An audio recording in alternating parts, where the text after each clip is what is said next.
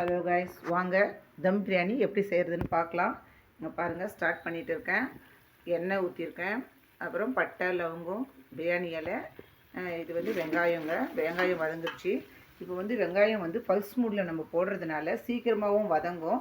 அதில் கொஞ்சம் உப்பு சேர்த்தோம்னா அதோடு இன்னும் கொஞ்சம் சீக்கிரமாக வதங்கும். ஃப்ரெண்ட், நான் செய்கிறத பாருங்கள். நான் எப்படி செய்யணும் அதே மாதிரி நீங்கள் செஞ்சு ஒரு நாள் வீட்டில் பாருங்கள். ஆனால் எனக்கு நீங்கள் லைக் பண்ணாதீங்க, கமெண்ட் பண்ணுங்கள், எதுவுமே பண்ணாதீங்க. ஆனால் இதை பார்த்துட்டு ஒரு நாள் நீங்கள் செஞ்சுட்டு உங்களுக்கு பிடிச்சிருந்தா அந்த வீடியோவை கண்டுபிடிச்சி எனக்கு லைக் பண்ணுங்கள். அது வரைக்கும் இந்த வீடியோவை மிஸ் பண்ணாமல் பாருங்கள்.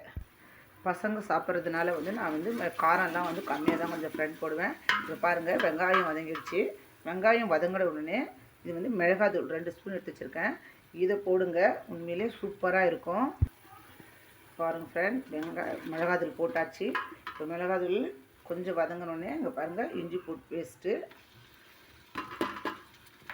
இந்த மாதிரி நீங்கள் செய்யும்போது உண்மையிலே வந்து டேஸ்ட் ரொம்ப சூப்பராக இருக்கும்.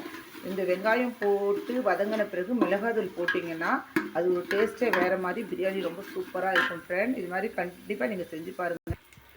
பாருங்கள், நல்லா எண்ணெய் தெளிஞ்சு நல்லா வந்துட்டு பாருங்கள். இப்போ வந்து நம்ம வெங்காயம் போடலாம். நம்ம அரைச்சி வச்சுருக்கிறதுனால நம்ம கடைசியாக கூட போட்டுக்கலாம். இப்போ வந்து பாருங்கள், கறி சேர்த்துக்கிறேன். பாருங்கள், சூப்பராக வந்து கறி கூட நல்லா வந்து எண்ணெய் மேலே வந்துச்சு பாருங்கள். அந்த அளவுக்கு நல்லா இதுவாகிடுச்சு. இப்போ வந்து தக்காளி வந்து அரைச்சி வச்சிருக்கிறத போட்டுக்கிறேன். பாருங்கள் ஃப்ரெண்ட், எப்படி வந்து நல்லா எண்ணெய் தெரிஞ்சு எல்லாமே சூப்பராக வந்துருக்குது. இந்த நேரத்தில் வந்து நம்ம ஒரு தயிர் போட்டுக்கலாம்.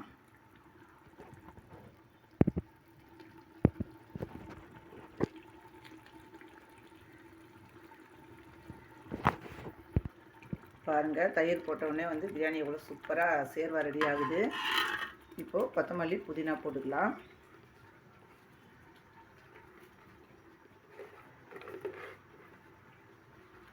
கொத்தமல்லி, புதினா போட்டியாச்சு. பாருங்கள், இப்போ வந்து எலுமிச்சை பழம் வந்து ஒரு பாதி போட்டுக்கலாம். ஏன்னா வந்து நான் கம்மியாக தான் செய்கிறேன். அதில் தயிர் வந்து ஒரு பாக்கெட் போட்டாச்சு. அதனால் வந்து எலுமிச்சை பழம் ஒரு பாதி போட்டால் ஓகே, அதனால் பாதி போடுறேன். பாருங்கள் ஃப்ரெண்ட், நல்லா கொதிக்குது. இப்போ நம்ம வந்து அளவு தண்ணி ஊற்றிக்கலாம். நான் வந்து இந்த டம்ளரில் வந்து 3 டம்ளர் அரிசி எடுத்தேன். இப்போ 6 டம்ளர் தண்ணி வந்து அளந்து வச்சுருக்கேன். இப்போ இந்த தண்ணி ஊற்றிக்கலாம்.